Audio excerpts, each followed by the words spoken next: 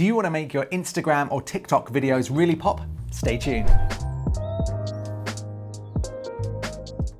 Hey, I'm Mark Brown from Editor's Keys and welcome to the video. If you're new here, consider subscribing if you're into filmmaking or Adobe Premiere Pro. Now in this video, we're going to talk about how you can improve your videos for Instagram stories just by changing the aspect ratio to fit your social media platform of choice. So if you're making videos for the Instagram feed, you can make it take up as much space as possible. It will make your videos look so much better. So let's jump into Premiere and I'll show you how it's done. So say you have a 1-minute short film, a promotional clip, or maybe a teaser that you want to promote on your socials. You can see the original aspect ratio of this clip is 3840 by 2160.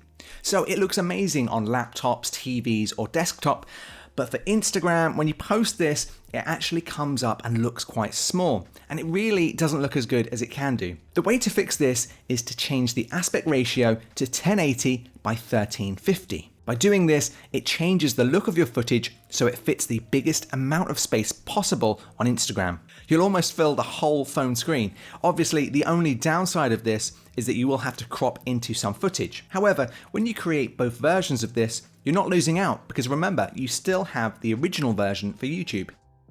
Now, quick tip.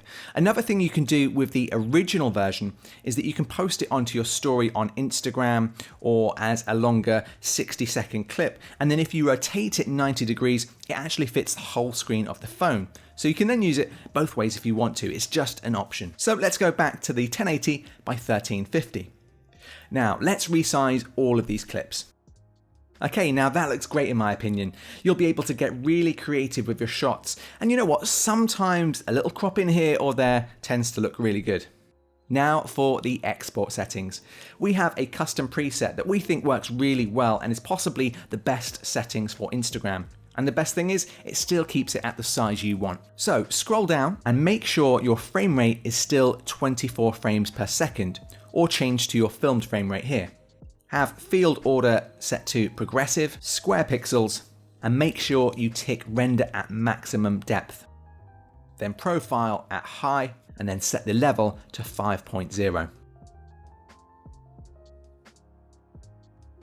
Now go down to your bitrate settings and make sure you select this VBR 2-pass and have your target bitrate at 30 and your maximum at 100. And then finally, make sure you tick use maximum render quality.